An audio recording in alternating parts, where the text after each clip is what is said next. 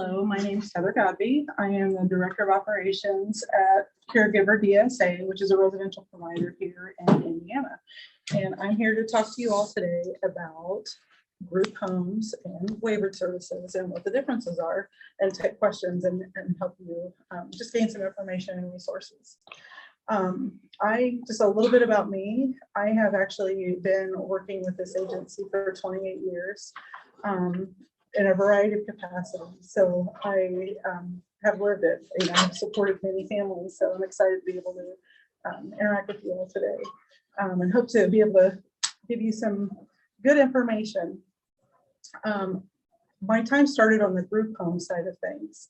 And do you guys, you may or may not be familiar with what a group home is. When you read about it on a piece of paper, it doesn't give you a good representation of the reality of what you'll find if you ever have the opportunity to come out and tour a home. You'll see things like, if you look at your cheat sheet that I gave you on the left side, group homes, some of the lingo associated with that, ICF, IDD, or SGL, a lot of letters. Intermediate care facility, institutional care facility. We don't like that word, institution. When you go into a group home, you'll find that these are actually homes for a larger number of people. There are typically 6 to 8 people who live in a group home, and they're in neighborhoods just like your and my neighborhoods. You may not even realize that there's a group home in your neighborhood. There actually was one in my old neighborhood in New Pal. Oh yeah? Yeah. So see, knew what to look for. Yeah. So it's kind of cheating. Sometimes the van is a little bit of a giveaway, especially if it's got the giant garage door. Yeah, something like that. But they're in communities. There's not a special like alert. This is a group home. No sign in the front yard. No signs in the front yard. They blend right in. With as much curb appeal as your or my house would have. Folks that live in group homes typically are going to have a roommate, but not always, but typically. Group homes can be co-ed, or they can be all male or all female. There are a variety of licensure categories for group homes, meaning what is the level of care that this individual qualifies for, the level of supports that they need. So you might hear some things like this group home is a 6.0 or an 8.0.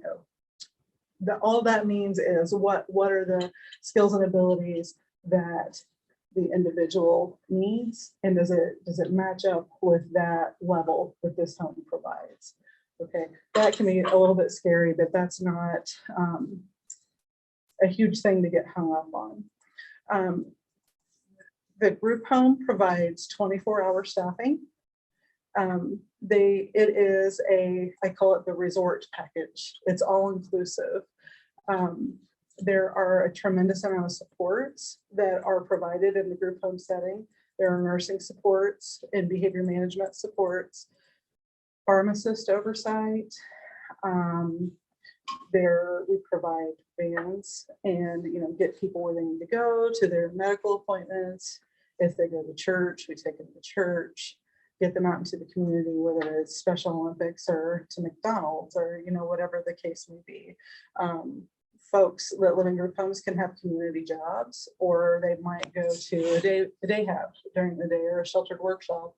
And those types of services are subcontracted through the residential provider. Now, you're choosing a package deal. So if you choose a particular group home, then it might be that everyone in that group home, their dietitian is the same person, and their behavior management company is going to be the same company, and they may all go to the same sheltered workshop, those sorts of things. And when we talk about waiver here in just a few minutes, that's completely different, because that's completely a la carte. But right now we're talking about the resort package. Okay. The group homes are regulated and accountable to the Indiana State Department of Health and the federal regulations that are set forth by CMS. So we are surveyed at least annually to assure that we are abiding by those regulations and providing safe, quality services to individuals.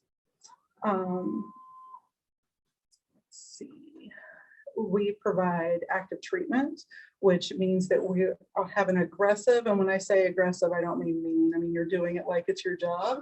You're aggressively teaching independence to people. You know, you want people, of course, to be as independent as they possibly can.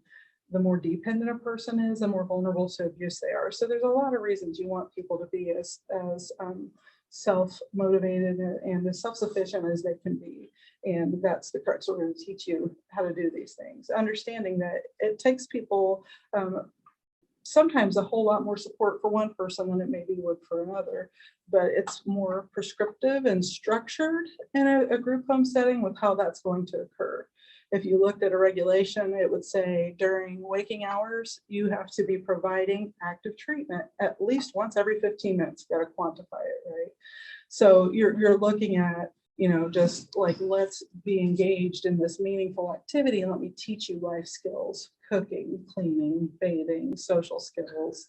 It could be academic skills, job seeking skills, like whatever that team decides that person would benefit from to help them live their best life.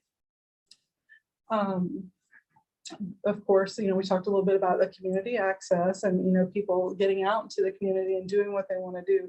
But there's also a lot of learning about interacting as a small group. You know, there's a little bit of self-regulation. You know, they might have a house meeting. So let's set up house rules, you know, and let's talk about chores and dividing that up and just learning those sorts of things and how to interact in a group in that manner.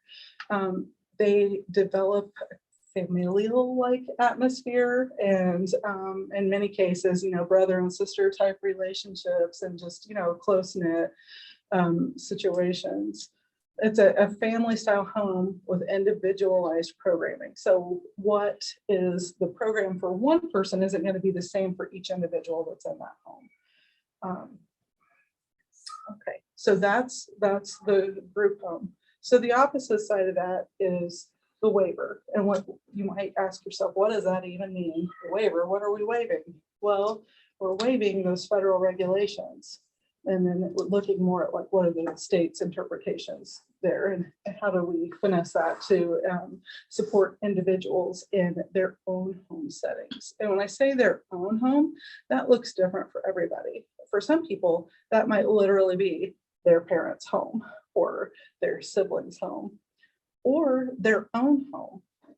It's something where they have to first qualify, they have to meet level of care. And I'm not sure if that's a terminology that you're familiar with, but there's an agency called the Bureau of Developmental Disability Services, or BEDS, BDDS. I don't know if that's new to anyone. That's the gateway into all of these services. They have intake specialists who complete different evaluations, and there's something called a confirmation of diagnosis. They collect all this information, and if they make the determination that an individual qualifies for services or meets level of care, that's the first step to any ICF or waiver.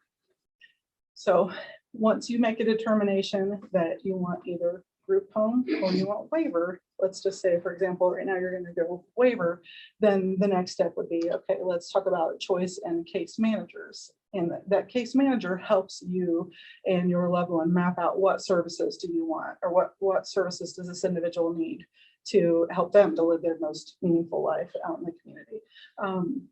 There are a variety of waivered services. There is a family support waiver, which is a one-to-one service basically, and people can come into your home or the staff person can go into their own home, and it can be something as simple as, I'm going to come 3 times a week and I'm going to help you with budgeting, grocery store, and take you to church. Or it could be more intensive. We're going to have services where we come in and help with bathing and med administration, but you don't need 24-hour care. You just need some pretty intensive support, and that's very individualized based on what that person needs. There's also a waiver, the CIH waiver, community integration habilitation, I believe. And this is more intensive, and this can be 24-hour support for the individual. And the family support waiver is not paying for 24/7. Right. You're getting like 17,000-ish a year. Yeah. You're not yeah. getting So 24/7. it's a much smaller bucket for the family support waiver, a bucket of funds, than it is for the CIH waiver. So once that individual's budget is established with the case manager, then they take a look at, okay, what do we want to do with this bucket of money? Do we want residential services? Does this person need behavior management? Would they benefit from music therapy?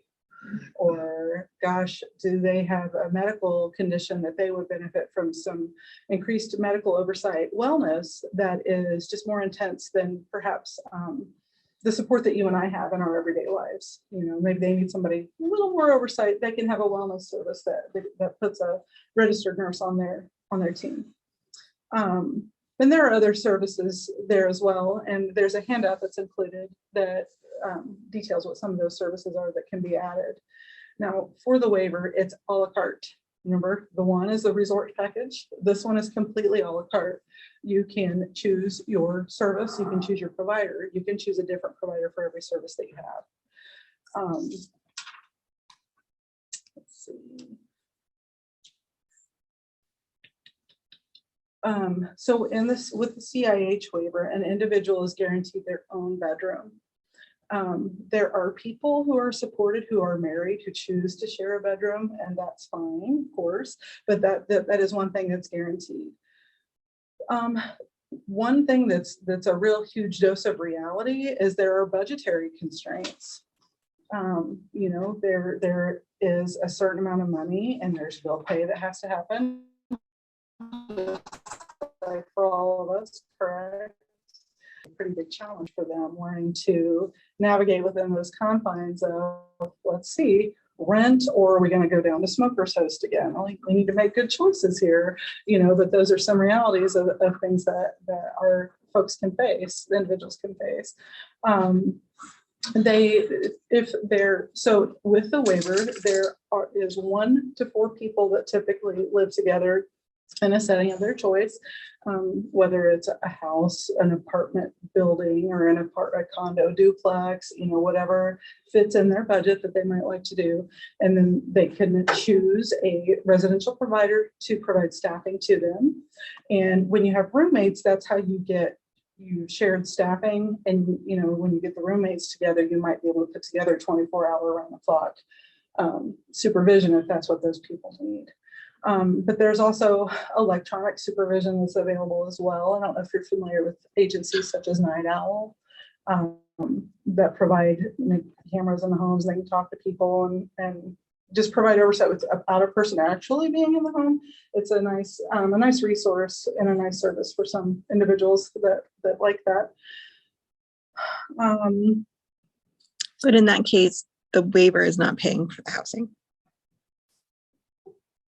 The waiver's not paying for the housing. Yes. I'm not sure what you mean. In a group home, the cost of the housing, somebody's rent or mortgage is covered. Correct. If they're on the waiver, they have to pay for the housing cost. In the waiver, they have to pay all of the same bills that you and I have to pay. Rent, utilities, if they choose to have cable, if they choose to have the internet service or a cell phone, groceries, you know, of course, people, if they wanted, they could have their residential provider assist them in applying for things such as SNAP or HUD, other supports in the community as well. But those bills are typically divided. If there are 3 people, it's divided 3 ways. But what if I'm the only one that eats Cool Whip, though? I need to buy my own Cool Whip. You know, it's people typically will keep their groceries separate unless they come together and decide we want to share meals. So we're all going to go shopping together at Walmart and then just split that bill 3 ways. So there are a lot of team discussions and decisions that are made to make those determinations for how that's going to look for people. Back to the group home piece of it. So Medicaid provides a daily rate to the provider to provide for all of their basic needs. And what is that, you might ask? That's going to provide for their housing. It's going to provide for their staffing. It will provide for, you know, the utilities and the groceries and basic needs like haircuts. But if someone decides they would like to have their hair colored, then they would need to purchase that out of their own monies. We provide phone service, but if you have an individual who would like to have a cell phone, then they would need to provide that out of their own money. Basic toiletries are provided, but personal items and clothing and extra outings, like if you have somebody who would really like to go to the movies 3 times a week, they can, just so much as they can afford something like that.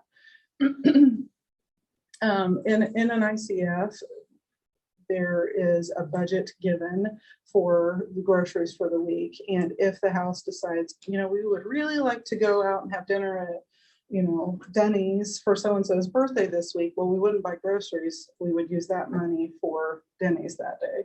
So, we try to do all of the fun things there as well. Now, again, flipping back over to the waiver, they receive their entitlements. They may choose to have a representative payee appointed for them that will help them with those funds and managing those funds and accounting for those funds and maintaining that Medicaid eligibility and those sorts of things, or they may choose not to. So that is something that many residential providers will help with if they are appointed rep payee, not a problem. And then there's transparency with the teams regarding those funds. Here are the bank statements, here's the accounting, so that everyone can see where those funds went and how they were spent. When you're speaking of entitlements, are you talking about the difference between the SSI payments in waiver homes and group homes? Do you want to touch on that for a second? Sure. So if an individual lives in an ICF, a group home, then they're only going to get $52 a month, because let's say if they have that large Social Security amount and it's just, it's $800, let's say. Once they live in an institution, then Medicaid says, okay, well, we're going to need to take those funds and we're going to need to put them towards your care. And let's say you still get it, and there's Medicaid's going to say, then you're going to need to pay a liability to your provider that is going to equal out to all of it but $52. For whatever reason, $52 is the magic amount that they have decided that is enough for a person to do anything fun or extra that they may need to do in a month, or buy their personal clothing, or if they want to go to the movies, or if they need a cell phone or something like that. That $52 a month is what that would come out of, unless their family wanted to provide additional financial support to them or provide a gift or something like that. And that's the same if you were in like a nursing home. Yes. Yeah. I think it's sometimes called a spend down. That may be terminology that you're more familiar with, but it's a liability in this case. And this is not anything that a residential provider has any control over establishing. Medicaid establishes how much that liability would be. And I mean, if you think about it, I mean, it's your tax-paying dollars that are supporting individuals out in these programs, and you certainly don't want these tax-paying dollars, somebody just accruing a bunch of money and getting rich off of that. Not at all. Not at all. So now in the waiver, people would continue to receive their full Social Security amounts, but there again have to pay all the same bills that you and I have to pay. So there's a tremendous amount of budgeting and money management that goes into that there. Does that help? Okay. The waiver is a little less structured than the group home is, but that's okay. Sometimes people like a little more autonomy in what their day is going to look like and what they're doing, and not like it's let's go, the band's pulling out, So it depends on the type of environment that an individual will thrive in. So how do you get a waiver? Well, it's not as easy as I would like a waiver. There are a few pathways to get a CIH waiver. A family support waiver tends to come a little easier. One way is to receive services in a group home for a period of about 6 months, and then that will expedite that person up on their eligibility to the waivered services. People coming out of institutional settings get priority. Mm-hmm. So, but even more so than that, if there's an aged caregiver who's no longer able to provide supports to their loved one, someone that's over the age of 80 years, or if a primary caregiver is no longer able to provide because they're deceased, that's the huge priority that's gonna give people a bump to the front there. And then you can always be on a waiting list, of course, but that ebbs and flows. Okay. Those are the primary things I can think of that I want to talk about, with like some of the differences. You guys are going to have a lot of questions that are going to help, fine tune this down a little bit more to help me. Is there anything else you want me to touch on? Nope. It's okay. If you want to get to questions, I can go ahead and turn Yeah, off the let's recording. go ahead and Okay. get to questions. I'll